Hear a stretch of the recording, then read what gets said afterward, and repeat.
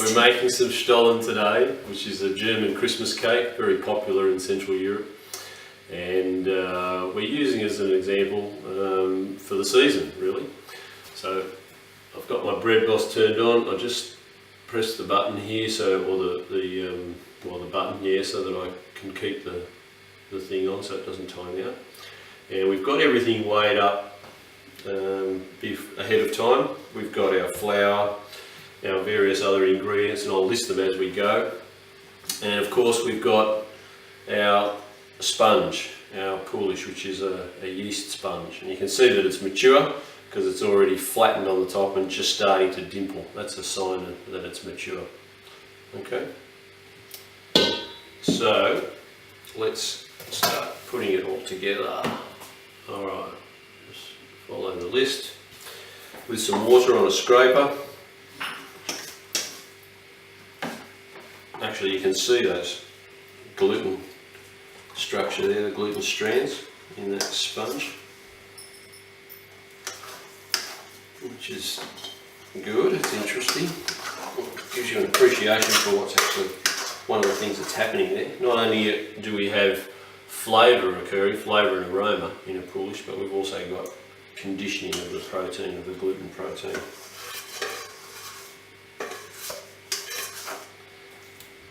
So that's the way to do it without making a mess all over your hands and everywhere else.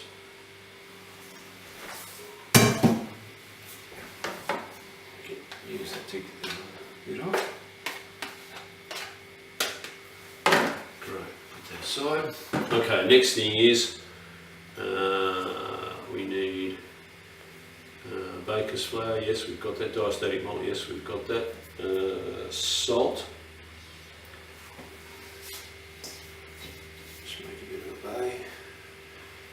Salt in, sugar,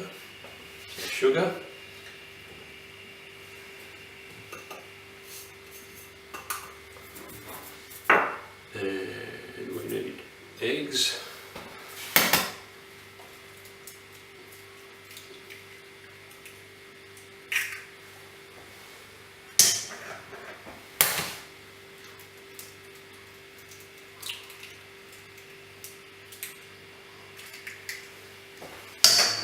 And you can put our orange blossom water in now, which is here.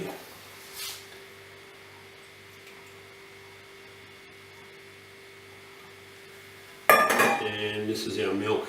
Now we're using dry yeast, which we've got here. So in order to hydrate the dry yeast, we're going to first put it in the liquid. We don't have to add anything and wait a long period of time, but at least a couple of minutes for the yeast cell to swell, because compressed yeast is about 70% water, and dry yeast has all the water taken out. It's got a very, very low moisture content. That's why it can last so long. It's got such a long shelf life. So in order to make it active, we're going to hydrate it. So I'm going to put it in with the milk. So there it goes, in with the milk.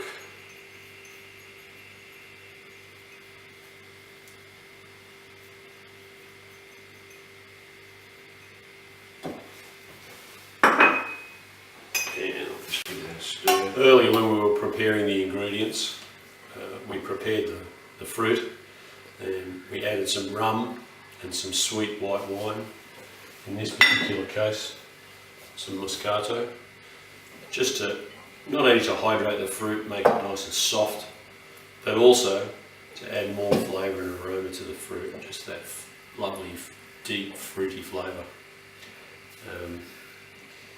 Yeah, so I've just added a little bit more. We'll be watching it until we're ready to use it. Okay.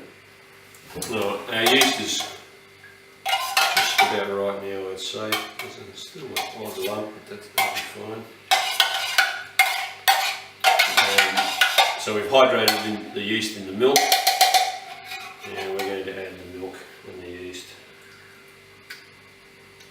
Just make sure that we've got it all. Give it a swish around if we need. Make sure there's nothing left behind. Okay, we can add the mixed spice as well.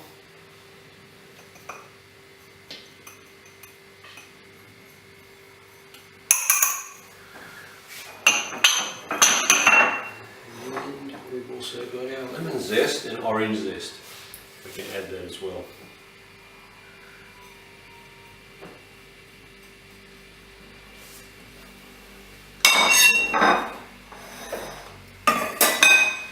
Okay, so now we're going to start mixing it together and blending it all together.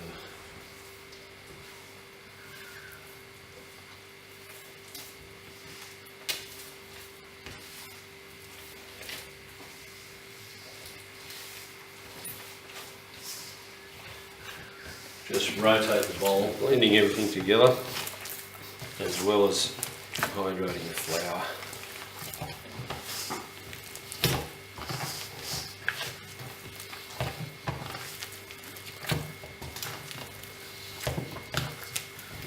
Okay, we're going to let that rest for a few minutes and then we'll come back to it. We've taken the dough out of the bowl after it's been resting for a little bit, and we're starting to get what we want. So we're going to add the butter. It's already hydrated, so now we're going to mix the butter through. It's nice and soft. It's been sitting there for a little while. So this is where it produces that mushy dough, because it's got such a high amount of butter. The idea is just to keep mixing.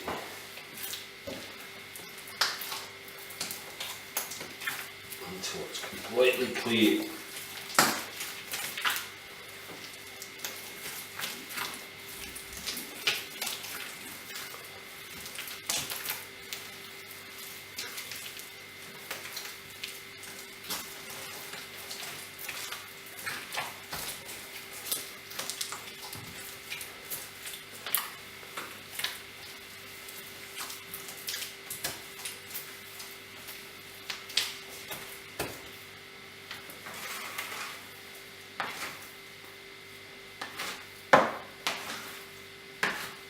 It's nice working on a wood bench. When I was an apprentice, all our benches were wood. Things have changed now.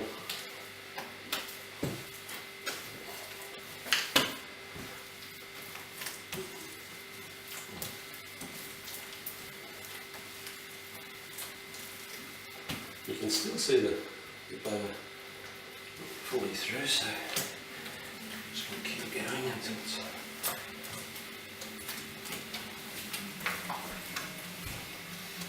Of course, if you have a mixer, you can use a mixer for this, but make sure you go on slow, because typically you'll burn a small mixer out at home. So slowly.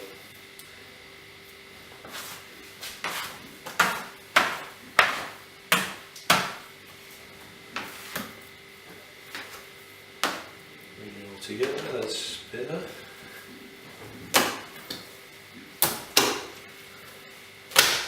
And having all that extra butter, or having all that butter I should say, makes the dough typically soft, which is okay. It's how we want it to be.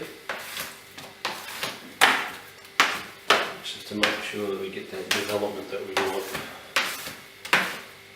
Because don't forget, any wheat dough, especially one that's going to carry fruit and almonds and things like that, that's in this particular cake or bread or cake, however you want to say, it's really a cake, needs gluten development so that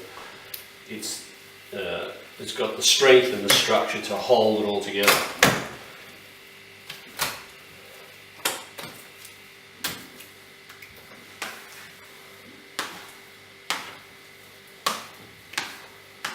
I have to use 2 hands, I think, with this.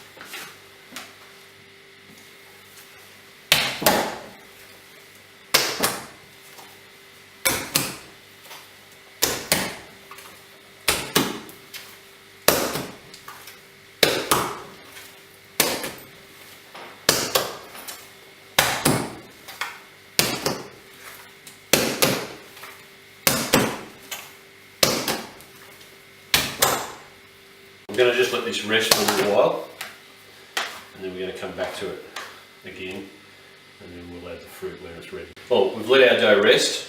Okay, we can see that it's got these nice bubbles and it's showing what we need. So what I'm going to do is I'm going to turn it over, and I'm going to put this fruit that we had soaking earlier into the dough.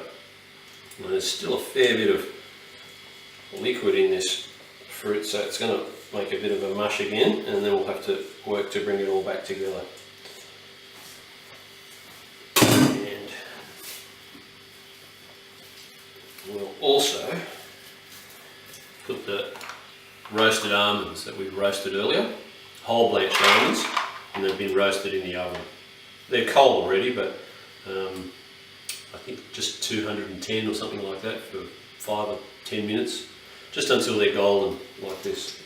It improves the flavour of them immensely.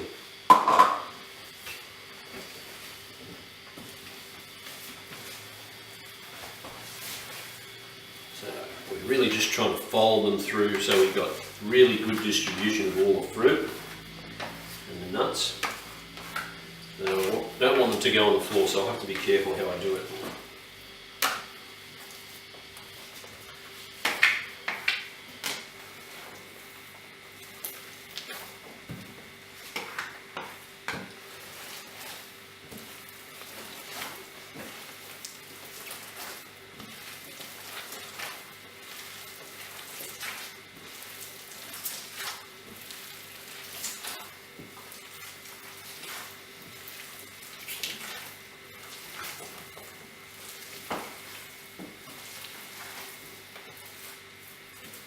Watch that go on the floor.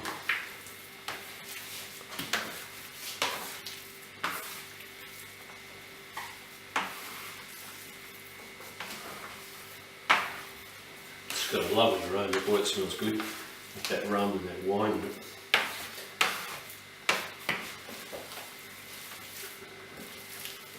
Okay, so how do we know when we've got it evenly distributed? You can tell from the outside, but also if we cut it, should be evenly. It's not bad, it's pretty close. So you just got to work it a little bit more so that moisture is completely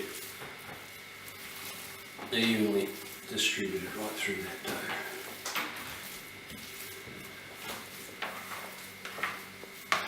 We're losing some of this fruit, be careful.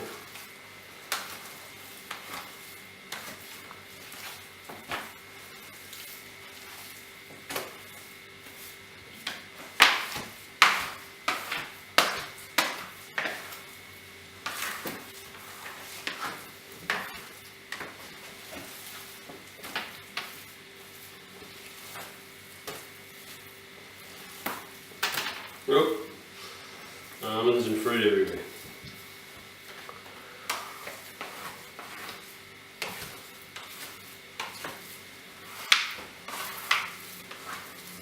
Okay, what I'm going to do is just grab a handful of dust. Dust, we mean flour, that's used for dusting.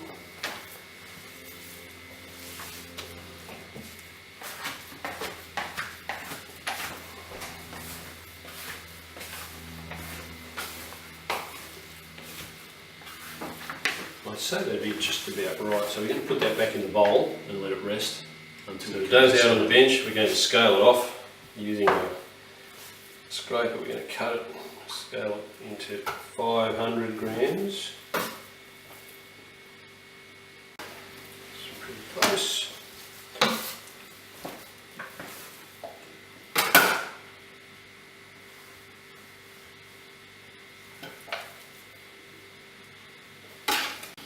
Okay, we'll scale off. We're just going to round them up. Because it's so soft, we can just use our hands, and perhaps the scraper will help a little bit. Get it nice and round like that. A little bit of dust on the bench, that will help us lift it off.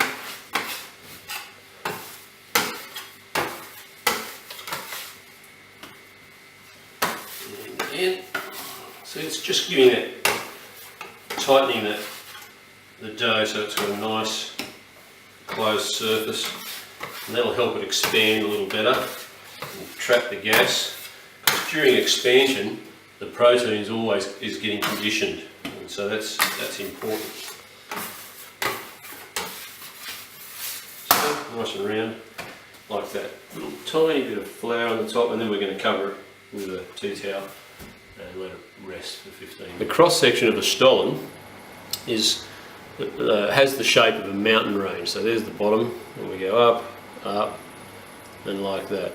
Okay, and in the middle, in the top here, is where the marzipan goes. So we have to create the first mountain, then the middle bit where the marzipan is, and then the other side of the hill, because it looks like mountains that are dusted with snow. That's actually what a Stollen looks like.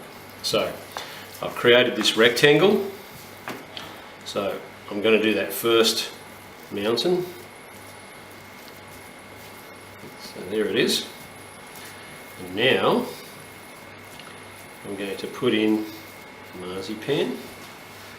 So I grab a piece, just check that's a little bit too long, I'll just break it off, and I roll it like that so it's fully covered by the dough, and then we pick it up and put it on the one edge of that mountain range, that first mountain range, and it produces the third mountain range. So you can see it's got 1, 2, 3, and the marzipan bead is in the middle. Okay, pick it up, put it on the tray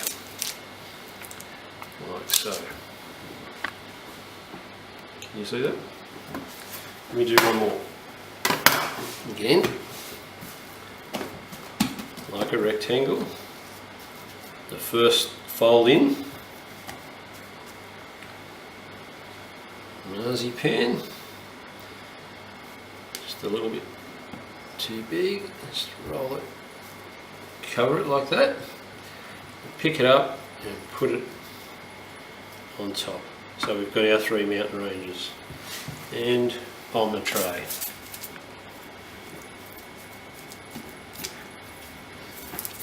Okay, we're going to put those aside to prove now until they're ready for the oven.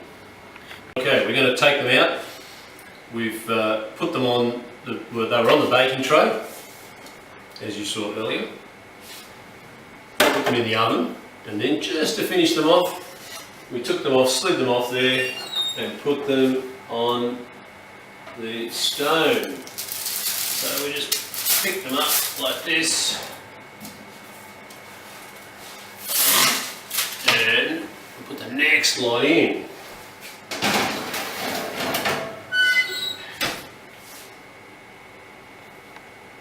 Okay, now these are baked without steam. You don't need any steam on this. But to finish them off, we're going to wash them with butter. This is melted unsalted butter. But you just want to melt it, you don't want to separate the butter. So just on the lowest heat. And while these are still hot, and then we use the icing sugar, and this is the Christmas part. This is the snow on the mountains.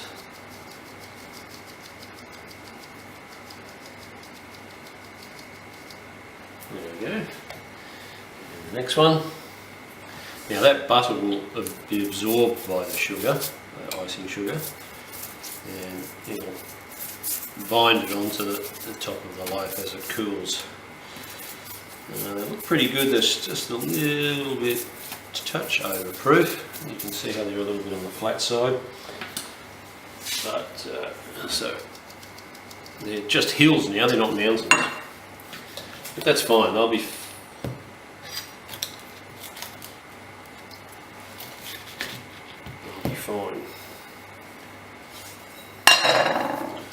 Okay, icing sugar on the top. Christmas on the hills.